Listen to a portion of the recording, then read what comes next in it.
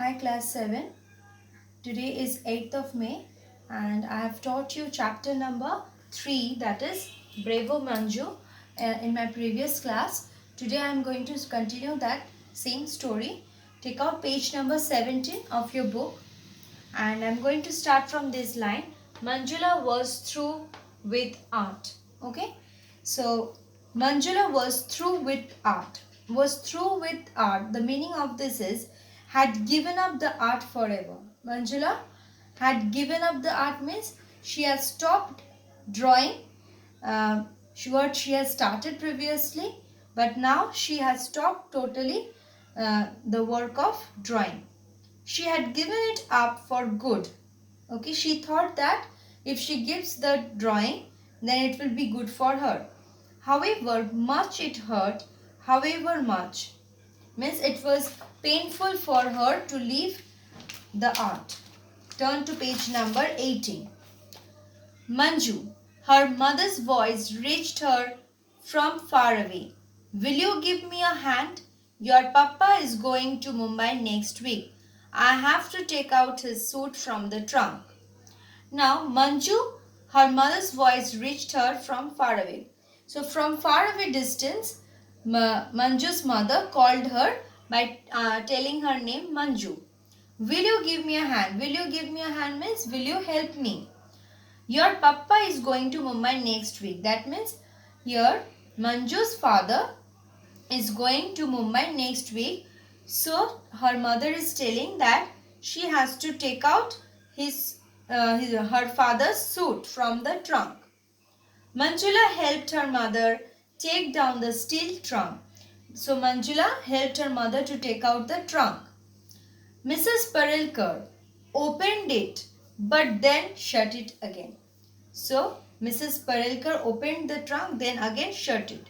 She turned to Manju decisively. Okay, Manju, I would like to talk to you. Means the mother was also sad about Manju, and that's why she thought that that was the time to talk with Manju, and she told, I would like to talk to you. I. Then mother, please, interrupted the girl, her dark eyes burning. So here Manju was telling that mother please means Manju understood that what her mother is going to say to her. That's why she told don't means don't say anything. Mrs. Parilkar gripped her daughter firmly by the shoulders and looked her straight in the eye. What Mrs. Parilkar did? She gripped her daughter firmly by the shoulders. Okay? She held her daughter by the shoulders and looked her straight in the eye. Her voice firm with determination and she said, don't give in, Manju. So her mother told that give some inspiration or inspiring words she said to Manju, that don't give in, Manju means not to give up the art. Okay, not to give up the practice of art. There is so much in you that other girls don't have. So Manju's mother think that she can do better drawing than others. That's why she is telling that she is much better than the other girls. Let it come up. Even if you have to fight, means she wants that her daughter should fight against this. Means she has the disability, that is she has only two fingers in her hand, so she must fight with those two fingers only, and she believes that her daughter can win. So even if you have to fight Manju, fight. So her mother is telling her or encouraging her to fight. Manju's throat was thick with tears. Then Manju cannot speak because she was sobbing. Okay. So Manju's throat was thick with tears.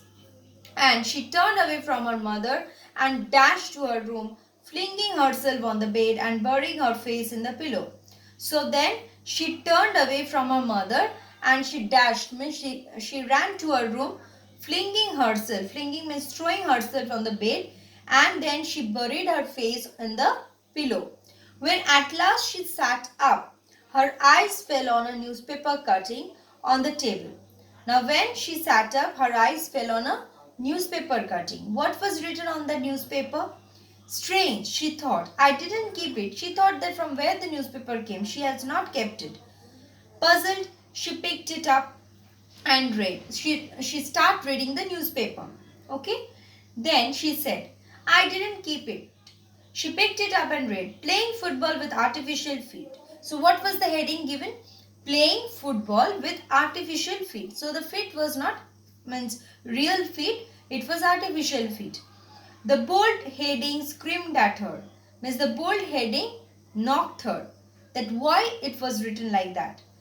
In New Hampshire, she read on, Richard Bellinger, who had lost his feet in a train accident, decided to play football with artificial feet. So in the newspaper, it was written that in New Hampshire, there was a person named Richard Bellinger who had lost his feet in the train accident, and with that he decided to play football with the artificial feet. Okay, so he has artificial feet, and with that feet only he started playing football. His coach thought it was ridiculous. His coach thought that how can it be happen like that? How can he play with the artificial feet? His parents did not like it, but Bellinger stuck to it. Okay, so his parents also did not encourage Richard Bellinger, but Bellinger stuck to it. Means he was fixed in his decision, and he was determined that he is going to do that, and made it to the Nashua team as the defender. Okay. So in the next class today we will finish up to here, up to defender. Next class we are going to continue from Manjula dropped the clipping. So up to what I have taught today, please go through it. So you have understood that how Manjula's mother she kept on giving some inspiration to her daughter, and the daughter, she understood that because of her disability, how she is deprived of performing something good, like she wanted to draw or practice the art of drawing, but she was deprived because of only two fingers in both her hands. So how she is lacking behind than the others because of her disability. But however, when she found a newspaper, the news where a boy who fought with the artificial feet, I think that in the next part you are going to see that how she gets some inspiration from that boy, and she will also start learning the art again. Okay students, thank you.